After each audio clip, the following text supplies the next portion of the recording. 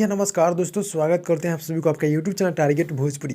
जी बता दें कि भोजपुरी की हिट मशीन खेसारी लाल यादव जी का एक बहुत ही हाई लेवल का गाना आप सबके बीच आ रहा है। जी हाँ दोस्तों, जिसका मोशन पोस्टर रिलीज हो चुका है सारेगामा हम भोजपुरी के यूट्यूब चैनल के माध्यम से। जी हाँ दोस्तों, यानी कल सुबह जी यानी कि 7 जनवरी को आप सबकी सुबह 11 बजे उसका ऑफिशियल ट्रेलर देखने को मिला है। जी हाँ दोस्तों, यानी कि ऑफिशियल टीजर कल सुबह 11 बजे देखने को मिलेगा सारेगामा हम भोजपुरी के माध्यम से। जी हाँ दोस्तों, और एग्रीमेंट खत्म हो चुका है, यानी कि एक से बढ़कर एक धमाका खेसारी लाल यादव जी का अब आप सबके बीच देखने और सुनने को मिलेगा। जी हाँ दोस्तों, तो जितने भी खेसारी लाल यादव जी को चाहने वाले भाई लोग देख रहे हैं, आप लोग मेरे चैनल को सब्सक्राइब कर नोटिफिकेशन बेल आइकन को आप लोग ऑल पे कर दीजिएगा, ताकि कोई भी अपडेट आप लोग से मिस ना होगा। जी हाँ दोस्तों, तो बहुत ही जल्द उनका एक से बढ़कर एक धमाका आएगा।